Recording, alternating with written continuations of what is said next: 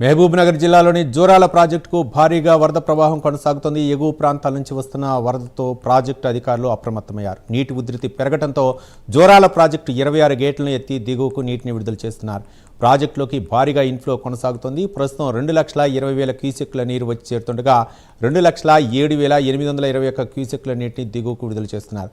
జోరాల పూర్తిస్థాయి నీటి మట్టం 318.516 మీటర్లు కాగా ప్రస్తుతం 317.48 మీటర్లకు చేరుకుంది.